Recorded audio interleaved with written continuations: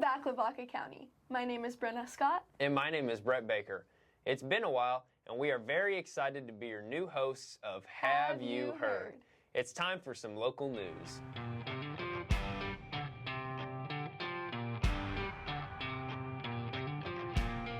Hallettsville High School has started the new school year off with many changes, and it really is only the beginning. That's right.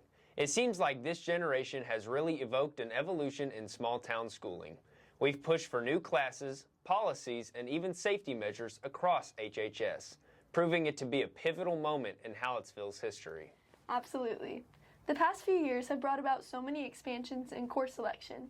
We now have classes like aviation, dance, interior design, marketing, and even online newspaper. Not to mention the very rapid development of our own Bremen News Network. Not only do we have these new opportunities to further our education, but we have also earned more freedom as well.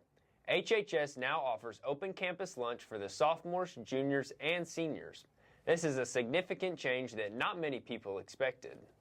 Students are overjoyed, and the food industry in Hallettsville is definitely becoming more popular.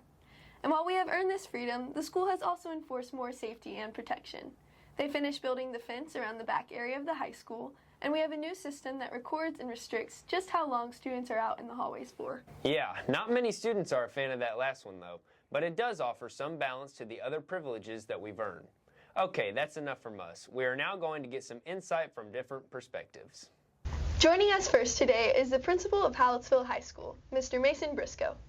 Mr. Briscoe, how many years have you been the principal here now? Yes, ma'am. So I have been the principal now. This is going on 2.5 years here at Hallettsville High School.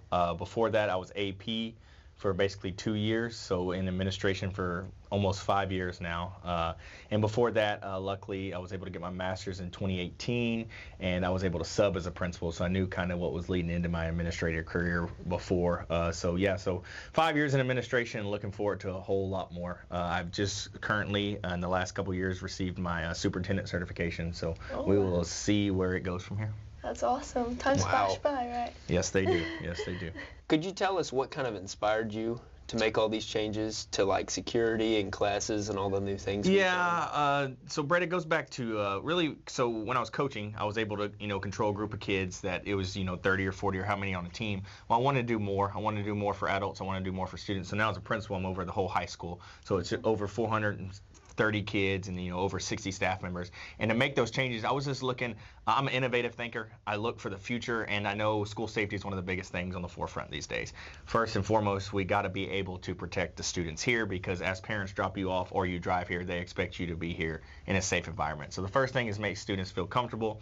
That's why we made those changes. And as far as classes, I wanted to make sure the classes that we had lined up with our regional markets, where kids, if they chose not to go to college, they could go right into a workforce. So the classes here that I've implemented are the classes that are going to help kids be successful when they graduate from here. Like the aviation and interior design. Yeah, aviation, interior design, dance. And even a lot of them don't, but Miss Opiel's own newspaper. Mm-hmm. That's a thing that, newspaper editors, they're aging out, and we need more to take that role. So those are just a couple examples of what we've added. And I'm also, in the future, I'm looking to add some more, because another major money maker when you get out of high school is in the computer science world. A lot of people are looking for IT security or coding, and really that market hasn't hit Hallettsville yet, but Houston, San Antonio, Dallas, that's big markets for kids. So looking at stuff like that too as far as future. Yes, sir. Mm-hmm. Do you plan on expanding even more, or do you think you'll stay where you're at? Well, so right now what TEA, who governs us, has made, we have to basically take students 4 years to complete what they call their pathways. At Hallettsville High School right now, we offer 13 pathways, which is big for a small school, but I like diversity, and I like giving kids the opportunity to, whether it's ag, whether it's, like you said, dance, interior design, any of that gives kids avenues to kind of explore what they want in high school. So I'm not so sure about expanding. I might be looking at certain classes and saying, hey, this one might have to change this, or this one had to make the experience better for a student. Yes, I'm always in the mindset of expanding, but at the same time, I also have to come back to funding. Do we have the funding to expand another teacher? Do we have the funding to even make another classroom? Because if you noticed, we're basically out of room here. So my next step, thinking long-term plan, is how are we going to expand the high school to give kids more opportunities? Right. Well, Awesome. I think that's all the questions we had for you. Thank you so much for your time and all the great things you're doing for us. Yeah. Listening to our what we want, the classes that we're seeking, what we want to do later on in the future. You're doing a great job for us. Thank you so much. I appreciate it. And like I said, kids at Hallettsville really hold a close place in my heart because I think, here starts, especially in Lavaca County, we have a bunch of great things going here, and I expect them to do great things in the future. So Definitely. thank you all very much. We Thank you. appreciate it. Yep. To gain a perspective from the freshman point of view, we have invited Reese Temple to answer some questions about her thoughts on high school so far. She hasn't been here to experience all the changes that the high school has gone through, but she will be here to experience the impact of all these changes. So Reese, how have your first few weeks of high school been? My first few weeks have been great. It's a little hard juggling like sports and academics, but I'm finding out like my best ways of like studying and concentrating and stuff. And yeah, it's been That's nice. important. That's nice. Definitely. I'm assuming you've noticed a lot of differences between junior high and high school. What are some of the biggest differences that you've noticed personally? I really like there's a lot more like freedoms than there was in junior high. And junior high, like people were kind of like on your back, and like here they just kind of let you do your thing, and if you succeed then you're doing great, and if not then it's it's on you. So. Yeah, definitely. And do you have any suggestions for the leaders of our school? Anything that you want to see changed or done? New classes, different security measures or anything?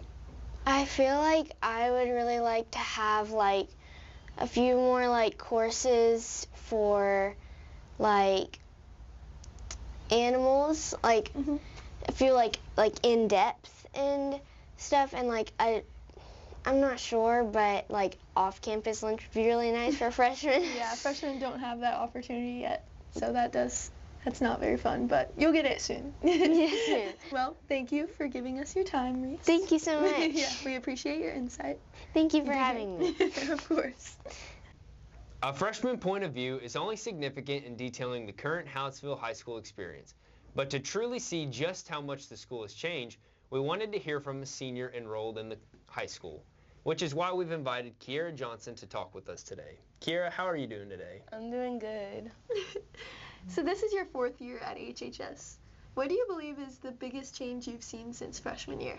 I think the biggest change would have to be how lenient they are with the off-campus lunch and also more extracurriculars for us to do.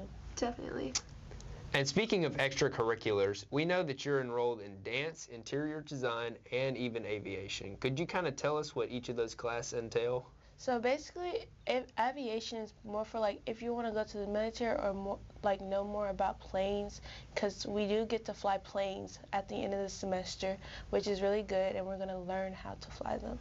So that's really interesting too. In dance, we get to learn all different genres of the dancing, which is like jazz, hip hop, for example. And right now we're in ballet, which is really fun. And yeah. Those are just good. And interior design, I can also get my real estate license. So.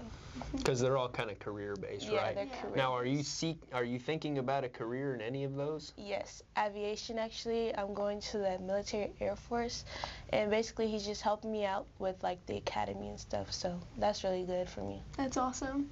It's really cool to see all these new opportunities open up for the students. 'Cause and we they haven't actually had help this in too. the past. Now, we've also asked this question to a freshman already, but we wanted to know, is there any changes that you want to see at HHS? I do want to see more extracurriculars. Like I know I'm graduating, but it'd be good for like my sisters to actually find one that they actually would want to do actually out of school. So I would really want them to get the opportunity to experience that. We've like opened me. up a lot already, but more would always be good. Yeah. Do you have any ideas for these extracurriculars, or just kind of? I would like to see like a culinary one, because I know a lot of people want to do like cooking classes, and home ec only does like so much. Right. So culinary would be good, and like more like men stuff, like more mechanical stuff, because I know welding does stuff, but like they would want to do more like actually building stuff. Like Definitely. construction. Like engineering, Yeah. because I want to do major in engineering, and like we don't have We don't nothing have for that. Yeah. Right. All right. We had an amazing time hearing from you, Kiera. Thank you so much for sharing your thoughts. Thank you. You're welcome. That's all for this edition's Local News. Now that we've covered the changes that HHS has gone through, we're going to send it to Gabriel Dotson. He's going to tell us about new information regarding the bond proposition. Thanks, Brandon and Brett. Again, I am Gabriel Dotson reporting to you from the HHS gym. I'm here today with HHS Athletic Director Coach Levi Montgomery. Coach, where are athletes receiving medical attention right now? Yeah, sure thing. So, it's the fall right now, so you've got football going on from 7th grade all the way up through the varsity. You've got volleyball going on all the way 7 through varsity. You've got cross country going on, like a guy like you, all the way up. So, we've got hundreds of kids right now in the fall actively engaged in sports.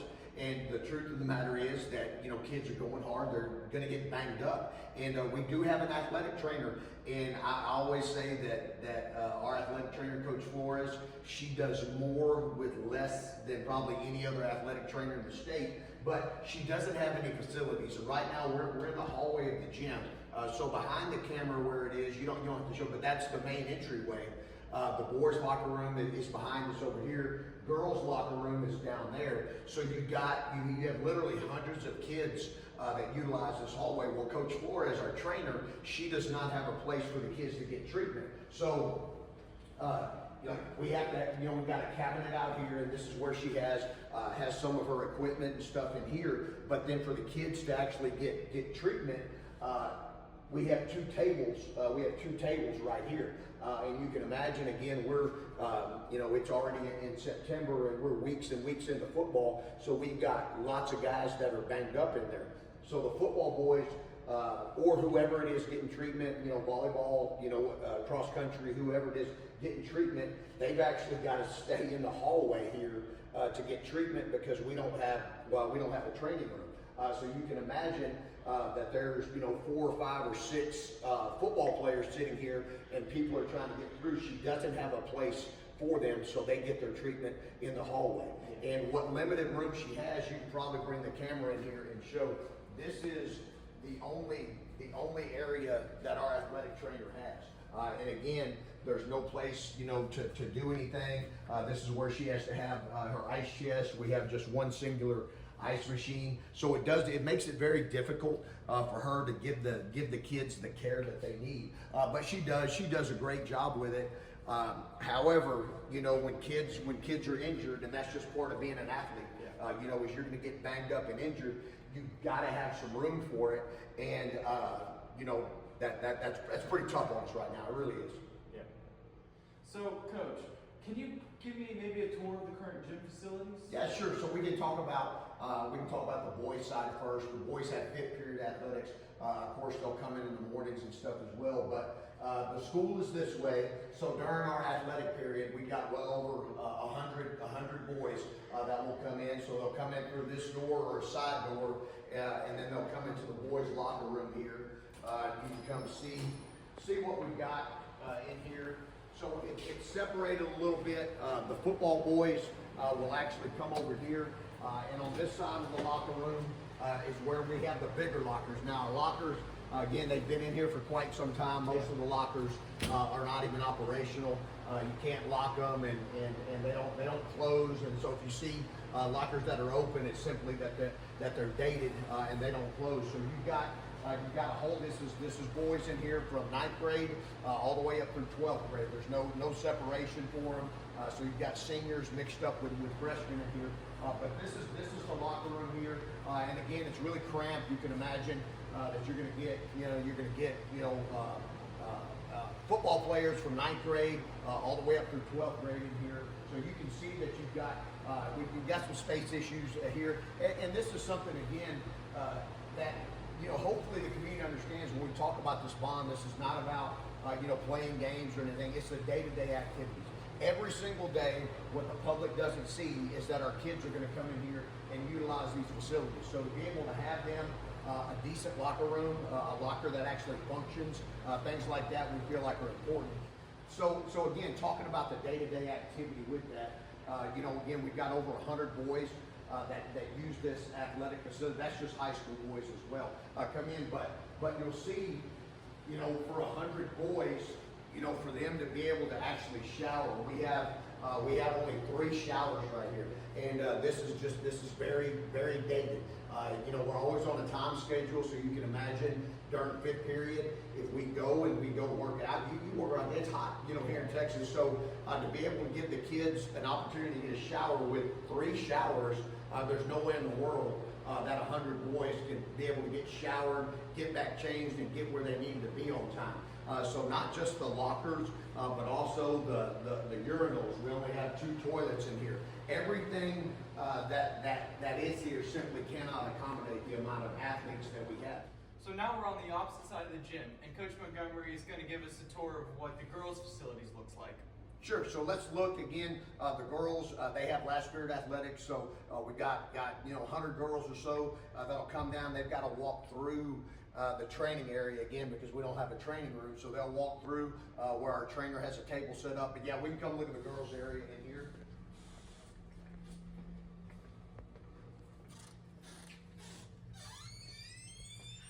Yeah, so the girls, they're even more crowded, and again, I want you to imagine, approximately 100 girls coming in here to try to get dressed. Now, this is something that I hope the community of Hallettsville understands. We're still kind of stuck in the 1990s facility here. Now, the thing that's different, especially on our girls' side, is that, in the 80s and early 90s, there was no volleyball here in Hallettsville. There was no softball. There was no girls' soccer. So all that, we have that now, and that's great because there's more females competing in athletics than ever before, which is a great thing. However, our facilities can't accommodate them. We've added all these sports teams, which is great for the girls, and we've really included a whole lot of our female athletes here, but the facilities don't accommodate them. So here, the girls, again, these tiny lockers here, and you can imagine 100 girls in here trying to get dressed, and it looks cluttered and a little sloppy because there's no other way for them to get stuff done. So again, it's great that we have so many female athletes. However, we're stuck in a 1990s model when there wasn't this many girls athletic teams. So we can walk around here in a second, and I'll show you their showers and their restrooms. And it's pretty. It can't accommodate the number of athletes we have. Numerous sports require the use of a court, and HISD currently has only 2 gyms to house more than 15 teams between volleyball and basketball. I'm here with Coach Gerlich, the head boys basketball coach for our local basketball team. Coach, can you run me through what a normal game day or normal practice looks like? So a normal game day looks like the 2 JV teams have to be bussed down to the junior high around 4 o'clock to go play junior high, or to go play their games at the junior high gym. And then the varsity has to play their games at the high school gym. The problem is when the JVs are coming back, the girls' visitors locker, or the girls visiting their locker room is our locker room. So we have to make sure that the boys aren't walking in on the girls changing, and so that's what a kind of a typical game day looks like. So why can't the JV team stay and just play before the varsity? Well, with girls and boys playing at the same location, that's 6 games in a night. So 6 games in one gym just isn't good because your games would be starting at 4 and the last game would be starting at 9 o'clock. So the JVs have to go down to the junior high because that is our only other gym. Makes sense. All right, one last question. So real quick, could you share what the dressing room situation is for visiting teams coming to us? Yes, so the girls have to dress in the boys' locker room. And like I said, the JV boys coming back, it's a big concern, making sure boys aren't walking in on the girls. And then the boys actually have to dress in the girls' locker room, the girls' home locker room. And again, it's another concern of boys walking in on girls or vice versa. Yeah. So that's kind of the main concern there. Yeah. This has been Gabriel Dotson reporting to you from HBNN. Now back to Brenda and Brett. Awesome, Gabe. Thank you. All right, now we're going to send it over to Christine Felsman to hear about how the Brahmas have kicked off the year in all of our fall sports.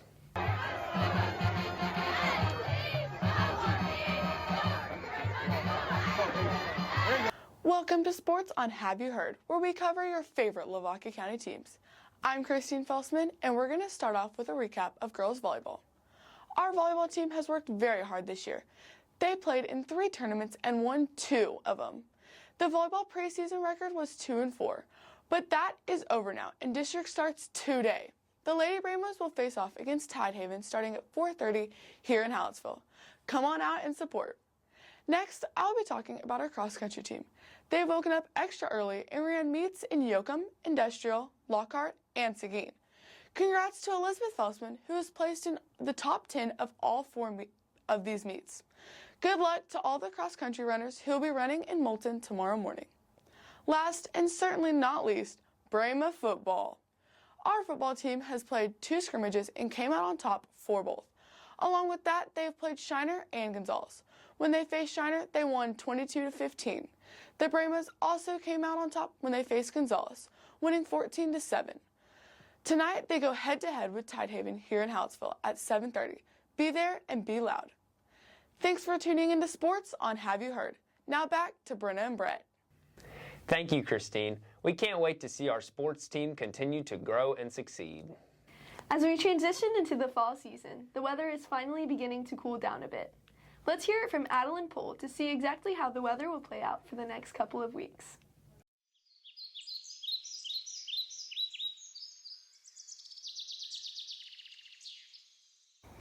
Good morning, Lavaca County. My name is Adeline Pohl with Hallettsville Brahma News Network, here with your 2-week weather forecast. This weekend will keep the false fall temperatures of the work week. This Saturday you can expect a cloudy and rainy day with temperatures below 92 degrees. Sunday will be sunny with around the same expected temperatures. Next week, highs will stay in the low 90s through Friday. You can expect sun showers on Monday, but the chances of rain will be low throughout the rest of the week. Tuesday and Friday will bring slight cloud coverage, but the rest of the week should be sunny and clear. Lows will be around 73-74 degrees for the entire work week. The following Saturday and Sunday will be very similar temperature-wise to the previous week. The highs on Saturday will be 93 with heavy cloud coverage. Sunday will bring a similar high of 74 with a little bit of sun peeking through. There is about a slight chance of rain on both days, but nothing above a 25% chance. Early on in the last full week of September, you can expect showers and storms. Monday brings with it a high chance for precipitation, so pack your umbrellas. They'll come in handy for Tuesday as well, as thunderstorms are expected. The rainy weather should clear up by Wednesday, but the storms will have cooled off temperatures slightly, as the highs only peak in the high 80s for the remainder of the week. Thank you so much for tuning in. This has been Adeline Pohl with Hallettsville Brahma News Network. Back to you. Great. Thank you, Adeline. It will be nice to get some cooler weather. Now let's go to Allie Derringer and Abby Wrestler to see the latest ag updates.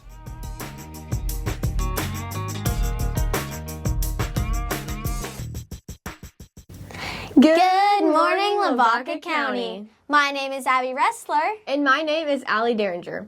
We're excited to have you joining us for this week's installment of Ag in Your World, brought to you by the Hallettsville FFA. It has been a great start to the new school year, and FFA members are hard at work already. Our leadership development event teams are busy practicing full speed ahead for the Horizon District Contest, November 1st in Schulenburg. We've just begun our Sites, Meat, Cookie, and Fruit fundraiser, and would like to encourage all of our supporters to get your orders in again this year by September 20th. And mark your calendars, FFA members, our FFA Booster Club meal is Monday, October 21st. It's Market Day Report. Feeder cattle trading was down again over the last week, with the cash market at about $2.42 per pound. Live cattle are up to $1.70 per pound this week, and the corn market is down this week to about $4.01 per bushel for the week. Every week, we like to shine a light on our FFA members, and this week's FFA Spotlight is for Jake Wrestler. Jake is currently serving as the Hallettsville FFA President.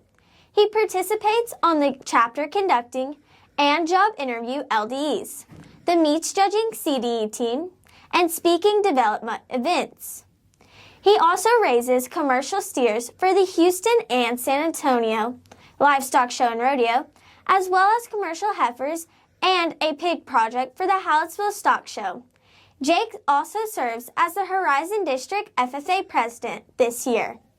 And we're going to close with the Ag News of the Week. Texas Farm Bureau reports that fall armyworms are marching across Texas, damaging valuable forage crops and hay pastures. Small grain crops like winter wheat and annual ryegrass are also being affected. These worms eat the tender leaf materials of the plants, stripping them down to the stalk. Producers can apply pesticides on crops and pastures to help minimize damage if the worms are detected early enough. That brings us to the end of our time here today with you. Thanks for tuning in, and we look forward to having you back next week for Ag in Your World, brought to you by the Hallettsville FFA. Fantastic. Thank you for the update. Now, before we close, we want to say a special thank you to our sponsors. Allison Moseszek Motal with Farmers Insurance, Motal Well Service, DeBoard Outdoors, Edward Jones, Lone Star Septic, CH Graphics, Twisty Nutrition, K&L Tumbletown, and Yansky Sand and Gravel. If you or your company are interested in sponsoring us, please contact our advisor, Christy Opiella, at 361-798-2242, extension 384. We hope you all have enjoyed the first broadcast of the year. There are many more stories to cover and voices to hear. Make sure to tune in to our podcast on September 20th. Once again, I'm Brenna Scott. And I'm Brett Baker. Thank you so much for joining us for this edition of Have You Heard? See you next time.